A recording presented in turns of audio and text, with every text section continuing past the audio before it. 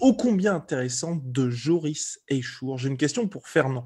Je ne pense pas que ça ait déjà été posé. Comment fait-on pour gérer une structure avec de gros champions au niveau égaux? Gérer les tensions car certains ne doivent pas forcément s'aimer, les jalousies, limiter les sparring trop agressifs, calmer ceux qui veulent se prouver qu'ils peuvent battre les meilleurs à l'entraînement, etc. Est-ce valable pour de grosses teams de MMA? Merci à vous en tout cas, je kiffe l'émission. Je préfère prévenir Fernand, on ne dit pas il suffit d'aller à la formation FMC1. Les gens veulent de vraies réponses. Let's go. Alors, Euh, euh, bah, la réalité sur ça, c'est que la, la phase la plus difficile pour un entraîneur de haut niveau, c'est de manager, de gérer. Quand je parle de management, je ne parle pas de manager, placer des gars dans des organisations. Je dis manager le personnel, manager les personnes qui sont dans la salle. C'est de manager les égos des champions dans la salle. C'est vraiment la plus grosse problématique. On a besoin de doigté, je parle d'une main de fer dans un gant de velours. Il faut avoir à la fois la disponibilité, le temps pour écouter chacune des doléances, pour écouter les gens, pour être à l'accueil et pouvoir vraiment entendre sincèrement ce que veulent les gens, ce que disent les gens. Mais il faut avoir aussi cette fermeté de pouvoir prendre des décisions et faire des arbitrages. Le management a besoin d'arbitrage. Simplement, à un moment donné, il y a des moments où il va devoir punir, sévir, couper des ponts avec des gens. Parce que c'est simple, hein, depuis 2012, l'ouverture du MMA Factory, jusqu'à date, le nombre de clubs privés qui se sont ouverts après que le MMA Factory se soit ouvert, a été ouvert, et qui ont fermé dans la foulée, ou quelques années plus tard, il y en a des centaines. Être encore vivant, avoir passé toutes ces vagues de problèmes d'ego et de gestion de champions au MMA Factory, il y a très peu de salles qui peuvent dire avoir accueilli autant de champions dans le même univers et rester longtemps sans se casser la gueule. Il y a très peu de personnes qui peuvent dire, on a commencé avec la génération de Christian Pombo quand il est arrivé. Avec lui, ils sont arrivés Norman Parisi, Sedina Sek, Johnny Fraché a été au MMA Factory, Jean-François Lenore a été au MMA Factory. Enfin, c'est vraiment des grosses personnalités. On a eu au MMA Factory, comment il s'appelle, le champion du Cage Warrior qui est à Toulouse. je n'ai pas. Ah non, non, tu peux pas faire ça. Il vient du judo. Il va se reconnaître. Et puis sinon, je vais revenir sur son nom plus tard.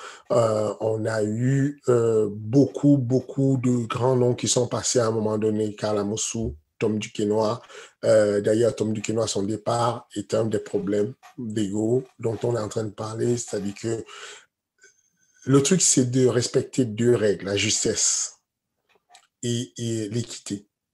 Si le socle est bafoué et qu'on n'a pas une règle, la règle, attention, la règle, c'est une règle, il faut que le truc soit régalien. Il faut qu'il y ait quelqu'un qui ait la décision régalienne parce que la règle peut être discutée par tout le monde, sinon. Je ne vais pas avoir une règle et l'autre dit, mais non, ça, c'est pas la règle. Moi, je mets une autre règle. Il faut qu'il y ait quelque chose de régalien dessus, dans la douceur qu'on a d'écouter les gens. Grosso modo, dans le cas de Tom Duquesnoy, par exemple, vous avez un gars qui me sollicite pour venir au MMA Factory. Donc, il va arriver au MMA Factory pour s'entraîner. Il arrive avec un staff. Il arrive avec son manager, il me le présente, pas de souci. Il arrive avec son entraîneur, Bourama Traoré, que je connaissais déjà bien. Je l'avais eu comme élève sur la formation des CNMMA à l'époque à l'INSEP. Donc, je connaissais déjà. Très bon entraîneur. Il me les présente, il n'y a pas de souci. Jusque-là, ça va. Ensuite, il y a une affaire de vivre dans la collectivité, de vivre ensemble. Et donc, du coup, tu as Tom Duquesnoy qui va me poser la question, est-ce que je peux arriver à telle heure, je vais faire des pâtes douces avec Bourama, est-ce que je peux arriver à telle heure, je vais faire tes entraînements avec Bourama, et ensuite, il y a le collectif qu'on fait ensemble. Donc, il faut avoir des règles. Parce que tout de suite, il y a les autres combattants qui disent, mais coach, mais moi, avant, je m'entraînais à Savigny-le-Temple avec un coach, machin, moi, j'ai envie de le ramener. Oui, mais coach, mais moi, avant, je m'entraînais à l'ETT avec Karl Amoussou, il s'entraînait à l'American Top Team avec Conan, il pourrait me dire, écoute, moi, est-ce que je peux ramener Liborio et tout, parce que je m'entendais bien avec lui. Et du coup, c'est foutu. On a besoin de quelque chose de régalien qui dit, OK, la règle est simple. Vous arrivez dans la salle, vous rejoignez le collectif et vous avez un coach qui est le head coach et puis d'autres coachs de la structure.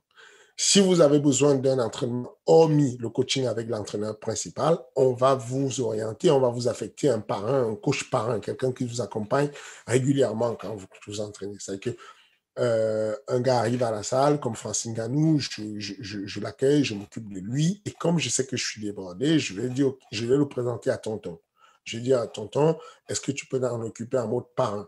C'est un petit qui a à peu près ton poids du corps, accompagne-le, donne-lui des conseils, entraîne-le. Quand je ne suis pas là, conduis-le dans le truc. Et donc, si on a, par exemple, un boulot pour dans le cas de Francis, son premier boulot, c'était de la sécurité. Il faisait de la sécurité parce que j'ai demandé à tonton de le placer sur des plans de sécurité.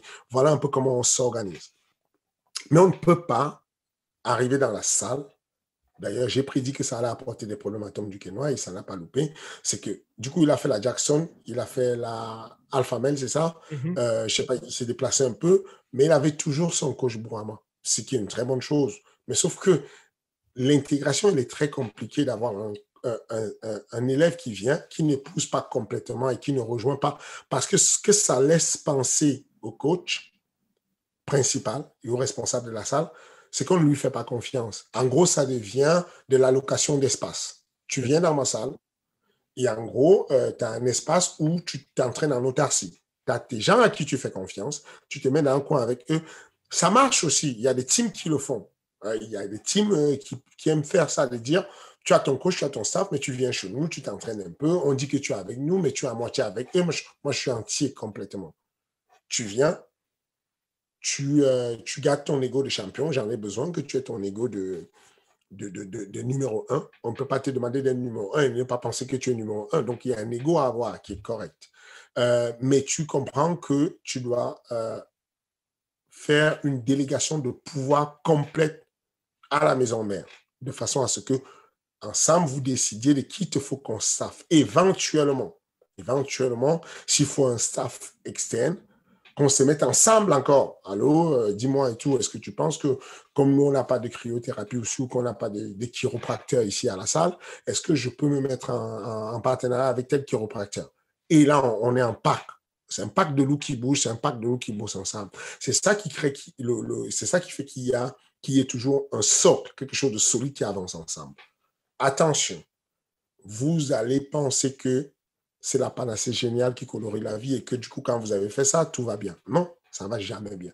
Il y a toujours des dissidents. Il y a toujours une opposition. D'ailleurs, ça ne marche que quand il y a une opposition. Il faut de l'essence pour qu'il y ait du feu. Si on ne parle pas de vous en négatif, si on ne vous critique pas, alors vous n'avez pas encore fait grand-chose. Vous ne faites pas grand-chose. Il faudrait faire quelque chose pour qu'on vous critique et il faudrait qu'on vous critique pour que vous ayez fait, vous soyez, c'est un indicateur de l'évolution. Donc, au sein de la structure, à l'interne, vous aurez toujours des gens qui sont des dissidents. Mais faites attention, regardez toujours les palmarès des dissidents.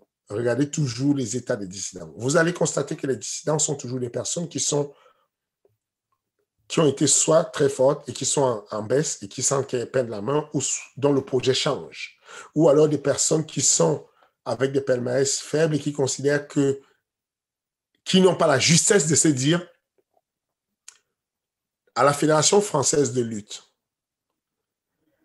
quand tu regardes les licences, quand tu regardes les documents officiels, les personnes que tu vois en photo, ce sont les frères Guénaud. C'est Ménoning, qui était le 84, qui était le 85, qui était toujours champion, qui est toujours champion. C'est Kumbalarok. Ce sont les étoiles. Ce sont les fers de lance qu'on utilise pour faire des affiches. Vous avez vu récemment des affiches du MMA Factory Destin, MMA Factory Montreuil, MMA Factory 11e. Sur les affiches, il y a des têtes d'affiches. Sami Faidin, il y a des têtes d'affiches. Cyril Gann, il y a des têtes Véronica Macedo. Parce que c'est comme ça que ça fonctionne. Vous allez aux Jeux Olympiques, vous allez sur les posters. Vous voyez bien qu'il y a eu David Douillet, ensuite il y a Teddy Riner. Il y a les fers de lance à chaque fois. OK, vous allez devant l'INSEP, vous avez des photos des athlètes. Mais vous n'allez pas voir toutes les photos. Il y a un roster de 600 personnes et vous avez 14 photos. Ce sont des fers de lance.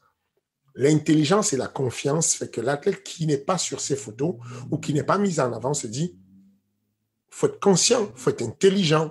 Je ne peux pas être là sur ces photos pour le moment. J'ai mon chemin à faire. J'ai les fers de lance qui tirent l'écosystème. Je vais suivre de toutes les façons. Et puis, quand on peut éviter des jalousies, quand on peut éviter que les gens soient mal à l'aise, on évite. Moi, il m'est arrivé il m'est arrivé des fois de dire d'éviter de poster certaines photos parce que ça pourrait gêner certains. Parce que il faut connaître les athlètes. Individuellement, il y a certains jaloux, d'autres pas jaloux. Enfin, il m'est arrivé d'éviter de poster une photo où j'étais à Noël avec... où j'étais à une soirée de Noël avec Taylor Lapillus et on avait fait une photo, un selfie et j'évitais de la poster parce que ça pourrait être mal pris par quelqu'un d'autre qui était jaloux. Ou bien j'étais avec Alain Moussou et puis comme on a fait une relation où on se voyait en dehors de l'entraînement et puis l'autre pouvait mal le prendre parce qu'on veut ménager les susceptibilités et que ça peut gêner les personnes. Mais voilà, on n'aura jamais la solution finale. Ce qu'il faut avoir au final, c'est d'avoir les conversations sincères avec les élèves.